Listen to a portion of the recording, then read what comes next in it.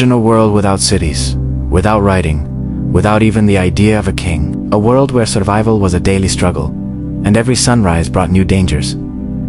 This was the reality for our earliest ancestors. Life was short, fragile, and ruled by the raw forces of nature. Every day was a relentless hunt for food, a desperate effort to avoid becoming another creature's meal, and a constant battle against the elements. A single mistake, a moment of bad luck, could be the end. Knowledge was precious and easily lost, disappearing forever with the death of a single person. And yet, here we are. Humanity didn't just survive, we thrived. How? What was our secret? It wasn't brute strength, blinding speed, or razor-sharp claws. Our advantage was something quieter, something more profound.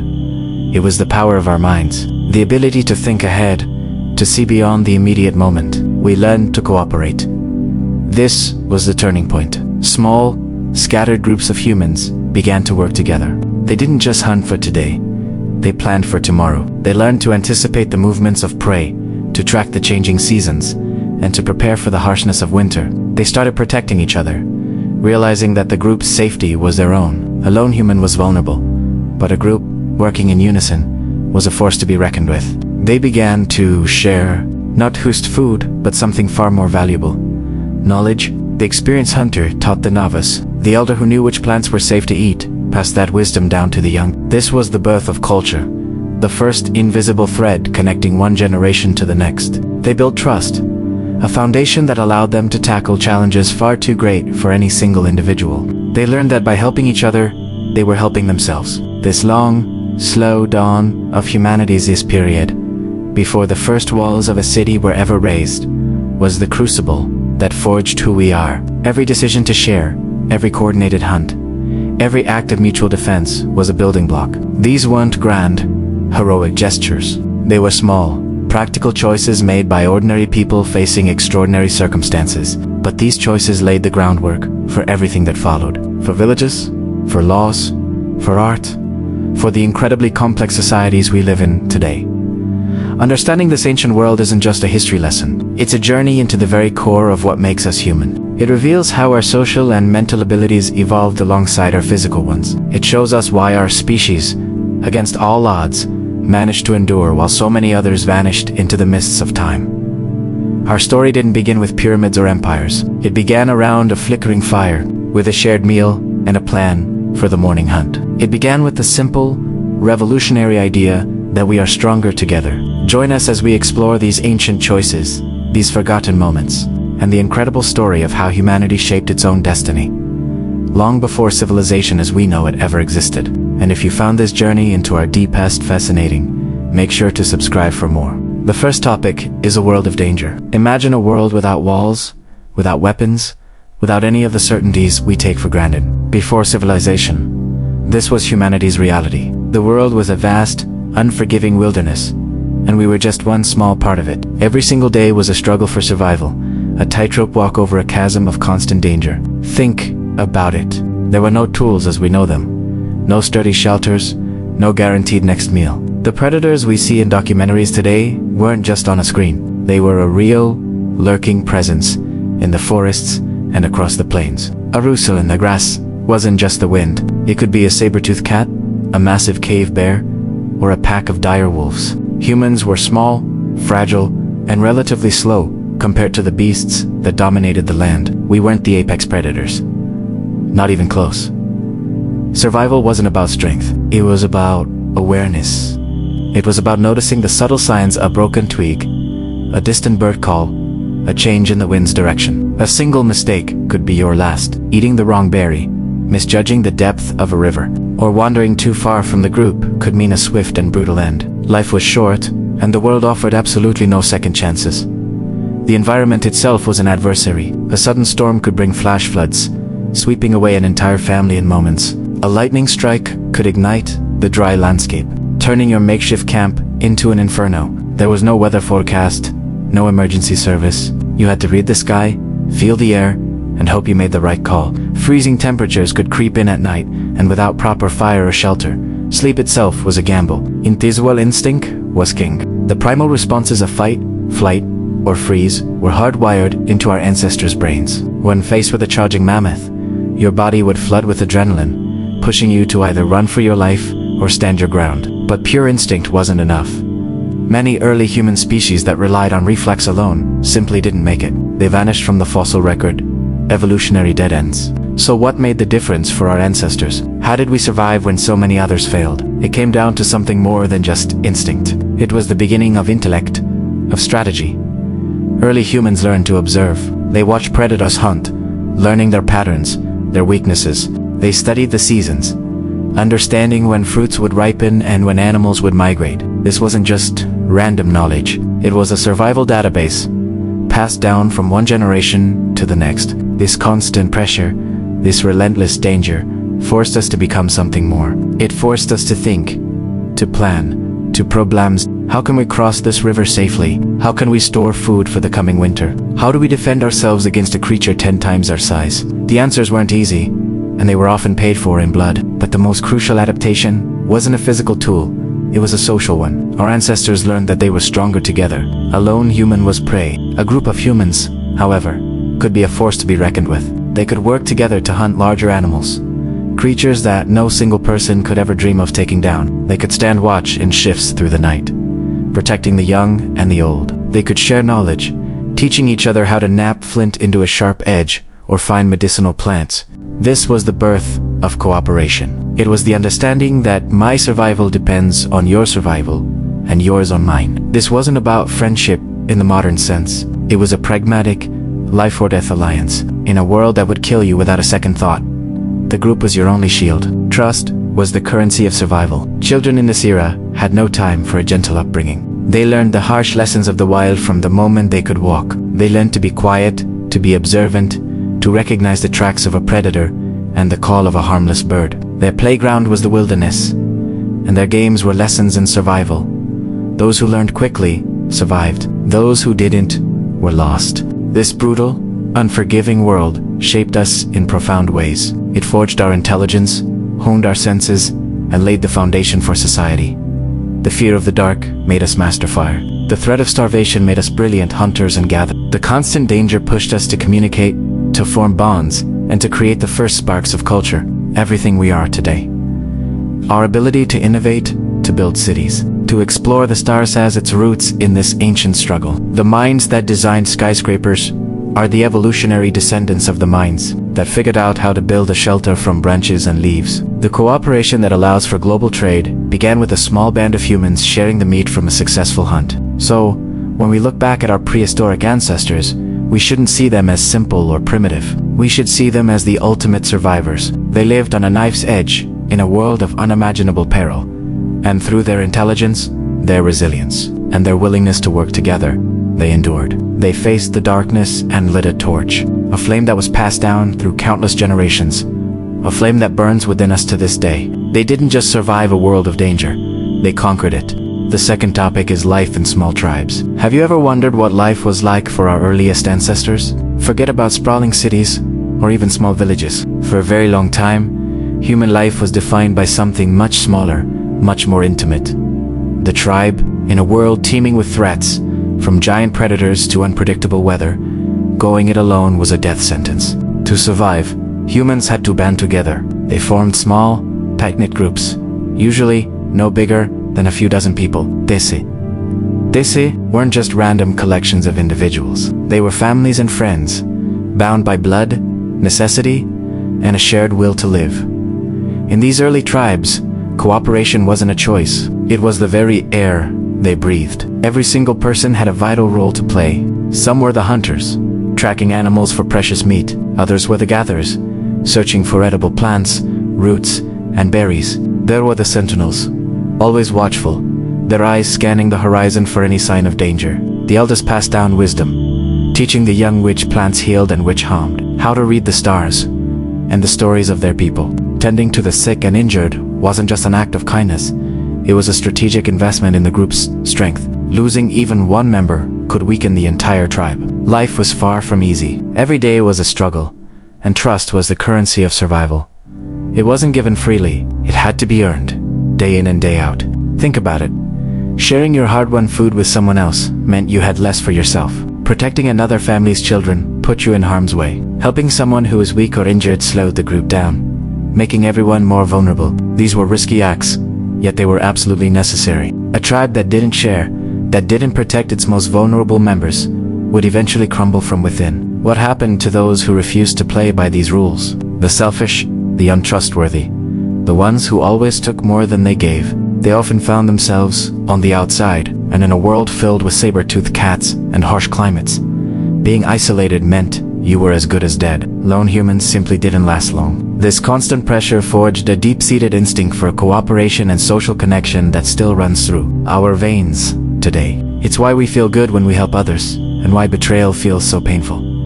These are echoes of our ancient past. To make all this cooperation possible, communication had to evolve. Before complex language, our ancestors used what they had. A sharp cry could signal the predator nearby. A specific gesture might point the way to a water source. A series of grunts and hand signals could coordinate a complex hunt, allowing a small group to take down an animal many times their size. This was communication in its rawest, most essential form, a tool for survival. Every sound and every movement carried life or death information, and alongside communication, memory became a superpower. There were no maps, no books, no internet. All crucial knowledge had to be stored in the minds of the people. They had to remember the location of every stream and waterhole, the seasonal cycles of fruits and nuts, and the migration patterns of animals. They had to remember which mushrooms would kill you and which would make a good meal. This knowledge wasn't individual. It was collective. It was shared around the fire,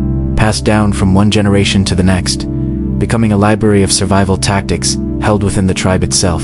This collective memory allowed a group to endure far longer than any single person could hope to. Even in these seemingly simple groups, the seeds of complex thought were being sown. Our ancestors began to notice patterns. They saw that animals behaved differently during certain seasons, that specific plants grew only in certain places, and that the weather shifted in predictable ways. This wasn't just passive observation, it was active learning. By understanding these patterns, they could start to plan. They could anticipate when the herds would return, when the berries would be ripe, or when the cold season would begin. This ability to plan, to think ahead, was a game. Instead of just reacting to the world, they started to shape their destiny within it. They could prepare for lean times by storing food. They could choose safer places to camp based on their knowledge of predators' habits. This foresight, this mental time travel, allowed tribes to dramatically increase their chances of survival. It marked a huge cognitive leap, setting humans on a path toward greater control over their environment. So, when we look back at these small,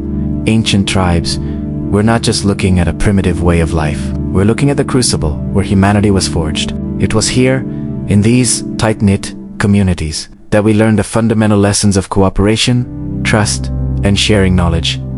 These weren't just survival tactics. They became the essential ingredients for everything that came after. Without the foundation laid by these small groups, there would be no villages, no cities, no civilizations. It all started here, with a few dozen people huddled together, relying on each other to see the next sunrise. Every aspect of our modern lives, from our need for community to our ability to build incredible things together, has its roots in this ancient social contract. The next time you work with a team, share a meal with friends, or teach a child something new, remember that you are participating in a tradition that is hundreds of thousands of years old. You are carrying on the legacy of those first tribes who discovered the most powerful survival tool of all, each other. The third topic is the dawn of cooperation. Imagine stepping back in time, hundreds of thousands of years ago. The world is a dangerous, unforgiving place. Towering predators, brutal weather, and the constant threat of starvation are daily realities. For early humans, survival was a razor's edge. In this harsh landscape, individual strength, speed, and cunning were crucial, but they weren't enough. Something else was needed. Something that would change the course of human history forever. This is the story of our greatest superpower, cooperation. It didn't begin with a grand treaty or a moral revelation. It started with a simple, brutal calculation: survival. The humans who figured out how to work together were the ones who lived to see another sunrise. It was a game of numbers, a pragmatic strategy born from desperation. Think about it. Alone, you're vulnerable. But together, you can face down threats that would have overwhelmed any single individual. The dawn of cooperation wasn't an act of kindness. It was an act of genius, a revolutionary survival hack. Let's picture a small group of our ancestors. They're out gathering food, And suddenly, a massive cave bear appears. A lone human would be an easy meal. But what if one person creates a diversion, shouting and throwing rocks to draw the bear's attention, while another quickly grabs a child and pulls them to safety? What if a third person uses a sharpened stick to jab at the predator's flank? Not to kill it, but to confuse and deter it, just long enough for everyone to escape. These aren't heroic acts in the modern sense. They are calculated risks, where the potential payoff, the survival of the group, far outweighs the individual danger. This was the seed of cooperation. Small, instinctive acts of mutual support. Someone keeps watch through the night while others rest, knowing that tomorrow, someone else will do the same for them. It's a simple exchange, a basic form of trust. If you help me, I'll help you. And the group that practices this reciprocity has a massive advantage. Their members are better rested, more alert, and less likely to be picked off by nocturnal predators. The selfish individual, the one who refuses to take their turn on watch, might get a good night's sleep tonight. But soon, they'd find themselves alone, cast out from the group's protective circle. In T's world, being alone was a death sentence. Over generations, these simple, practical behaviors started to solidify into something more. They became unspoken rules, the very first social contracts. Share the hunt's bounty, especially with those who are injured or too young to hunt themselves. Protect the children, because they are the future of the tribe. Pass down knowledge which plants are safe to eat, how to flake a stone into a sharp tool, where to find water during a drought. These weren't laws written on stone tablets. They were principles woven into the fabric of daily life, reinforced by a simple, powerful logic. What's good for the group is good for me. This new way of living had a profound effect on how we hunted. Hunting was no longer a desperate, opportunistic scramble. It became a coordinated, strategic operation. Imagine a team of hunters tracking a massive mammoth. One group drives the animal toward a pre-dug pit or a narrow cliff edge. Another group waits in ambush with spears. A third closes off the escape route. This level of coordination requires planning, communication, and a shared understanding of the goal. No single person could ever hope to take down such a colossal beast, but a dozen working in unison, they could secure enough food to feed the entire tribe for weeks. This wasn't just about brawn. It was about brains. Cooperation drove the evolution of our minds. To coordinate a complex hunt, you need to communicate, you need to signal, to gesture, to develop a shared language of intent. You need to anticipate what your fellow hunters will do and trust that they will play their part. This is the birth of strategy. It required a new kind of thinking, a mental leap from me to we. The human brain was being rewired to understand social dynamics, to build trust, to detect cheaters, and to feel empathy for others in the group. The benefits were staggering. With organized hunting and gathering, humans secured a more stable food supply. This meant they could stay in one place for longer, build more permanent shelters, and support a larger population. Food could be stored for lean times. Knowledge could be accumulated and passed down more effectively. The tribe became a library of survival skills, a fortress against the harsh world. The elderly, who might have been seen as a burden in a purely individualistic society, were now revered as living repositories of wisdom. They remembered the migration patterns of animals, the cycles of the seasons, the forgotten trails to distant water sources. But cooperation's impact went far beyond mere survival. It changed who we were. It fostered deep social bonds. Living and working together, sharing food, protecting each other, raising children as a community, these experiences created powerful feelings of belonging and loyalty. Trust became the currency of this new social world. Reciprocity, the idea of returning a favor, wasn't just a good idea. It was the glue that held society together. Our ancestors began to understand that their own well-being was intrinsically linked to the well-being of their community. This is a fundamental shift in consciousness. The human mind began to evolve the capacity for what we now call theory of mind. The ability to understand that others have thoughts, feelings, and intentions different from our own. This is the foundation of empathy. When you can imagine another person's hunger, fear, or pain, you are more likely to help them. This emotional connection strengthened the group, making it more resilient and cohesive. We weren't just a collection of individuals anymore. We were becoming a community. These emerging communities were humanity's first masterpieces. They were complex, dynamic systems of relationships, rules, and shared purpose. They provided not only physical safety, but also psychological security. The feeling of being part of something larger than oneself of having a role to play, of being valued by others. These are powerful human needs that were first met around the flickering campfires of our ancestors. The lone wolf is a romantic myth. The reality is that the lone human was a dead human. Our true strength was found in the pack. This transition from isolated survivor to a connected community member was the single most important development in our history. It was the platform upon which everything else would be built.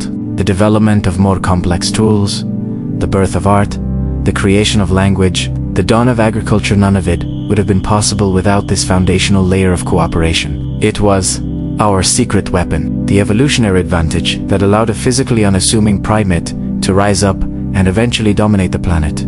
The fourth topic is knowledge that survived. Did you know that the most powerful tool early humans ever invented wasn't made of stone or bone? It was something invisible, something that could be shared, something that could outlive any single person. It was knowledge, and how our ancestors learned to pass it on is the secret behind everything we've become. Think about it. Most animals operate on instinct. A lion knows how to hunt because it's hardwired into its DNA.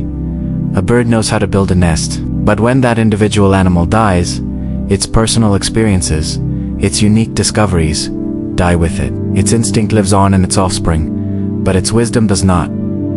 Early humans faced the same challenge. An individual might discover a new source of clean water, or learn that a certain bright red berry is poisonous. But if that person perished before sharing that information, the lesson would be lost, and someone else would have to learn it all over again, maybe with fatal consequences. This is where the human story takes a radical turn. We began to live in small, cooperative groups, and in these groups, knowledge became our most valuable currency. It wasn't just about what you knew, it was about what your entire tribe knew. Unlike instinct, which is a solo inheritance, knowledge could be pooled, discussed, and passed down. This was a gift. Suddenly, learning wasn't just a personal journey, it was a collective project. Every single lesson learned by one person could become part of the tribe's shared memory. Imagine a small group navigating the vast, unforgiving landscape of the ancient world. Where is the safest place to find water during a drought? Which plants are not just edible, but medicinal? How do you read the tracks of a mammoth versus a saber-toothed cat? These weren't academic questions. They were matters of life and death.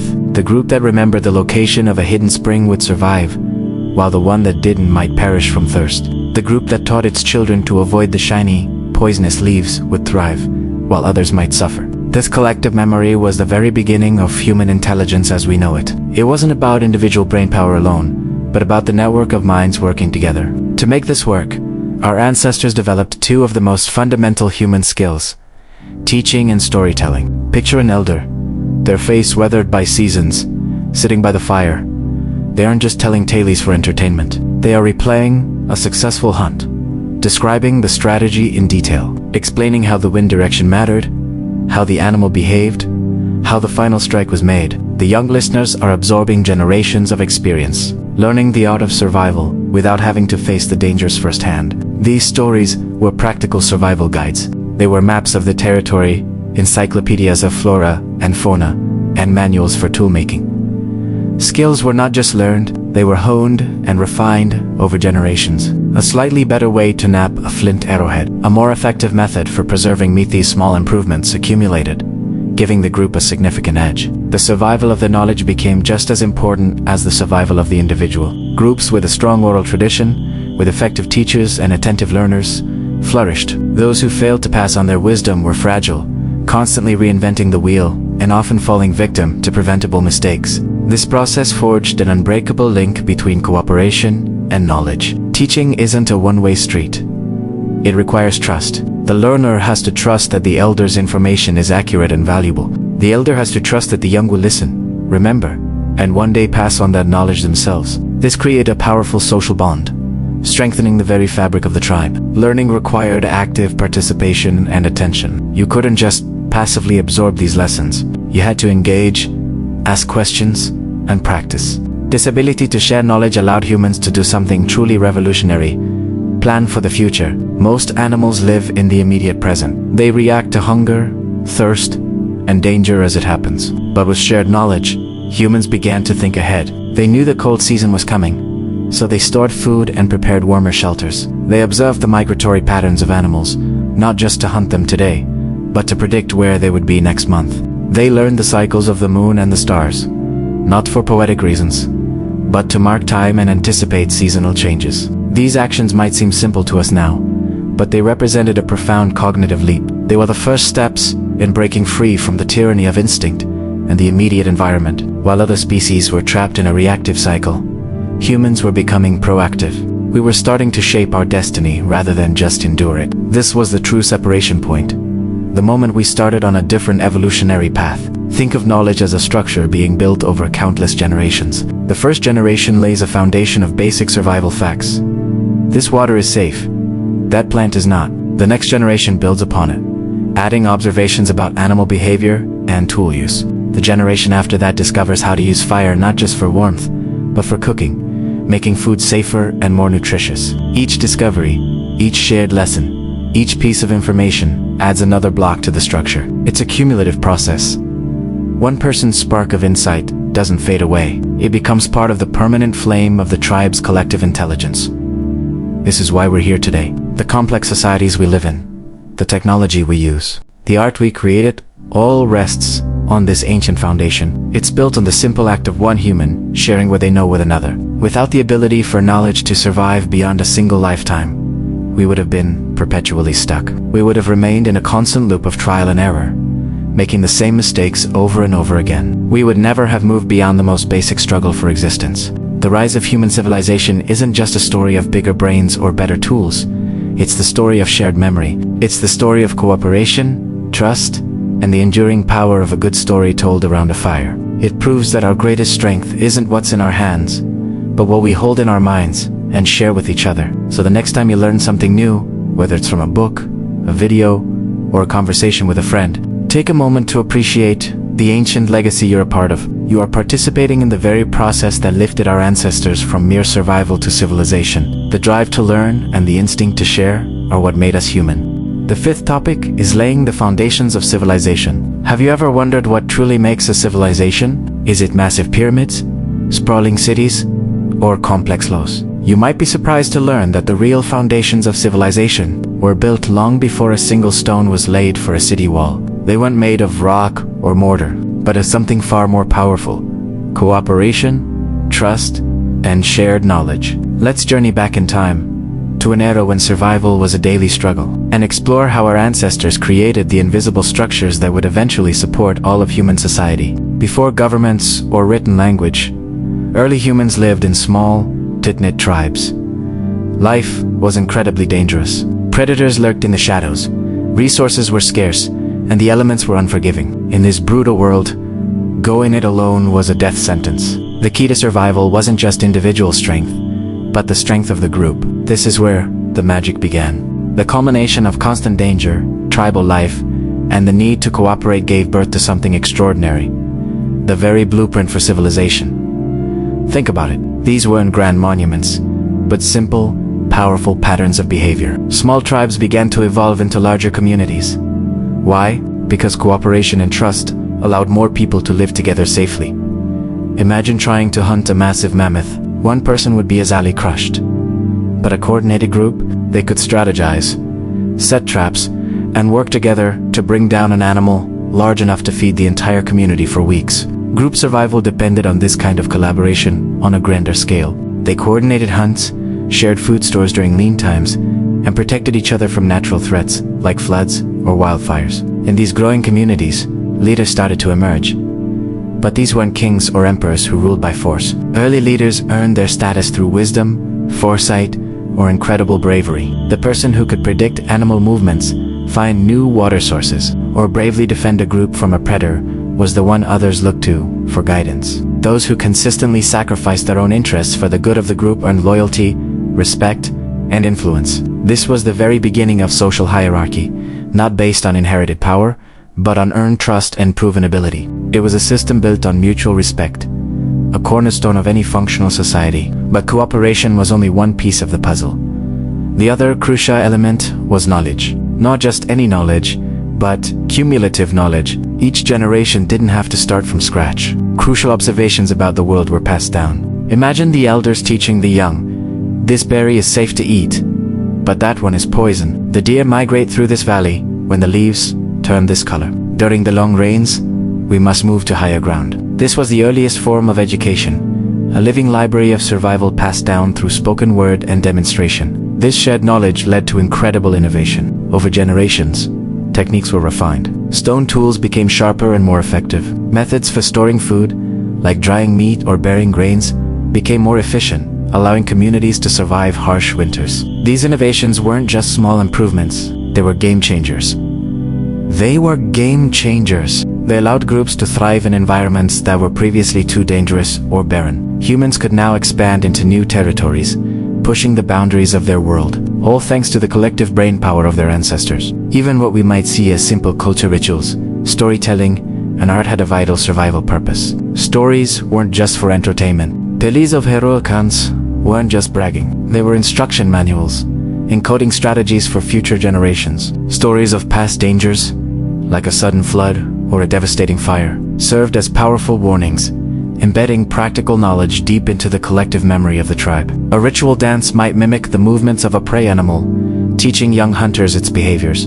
These cultural practices were a way of making information stick, ensuring that life-saving lessons were never forgotten. This powerful combination of shared experience, mutual trust, and collective strategy was far more potent than raw instinct alone. Animals have instincts, but humans had something more. They learned to think together, to plan together, and to build upon the successes and failures of those who came before them. By creating these invisible structures of cooperation, leadership, and shared knowledge, early humans laid the foundation for civilization, long before the first city was ever conceived. So when you think about the rise of civilization, don't just picture stone walls and empires. Picture a group of early humans sharing food around a fire. Picture an elder teaching a child how to knap flint. Picture a hunting party working in perfect sync. These patterns of behavior, established in the crucible of survival, became the blueprint for everything that followed.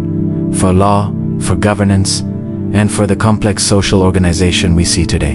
In essence, civilization wasn't born from conquest or grand architecture. It was born from the quiet, daily choices, the selfless sacrifices, and the shared intelligence of our earliest ancestors. They survived and eventually thrived because they learned to act as one, creating the first precious seeds of the world we all live in today. Thanks so much for watching. If you found this journey into our deep past fascinating, be sure to hit that like button and subscribe for more explorations into the story of humanity. See you next time.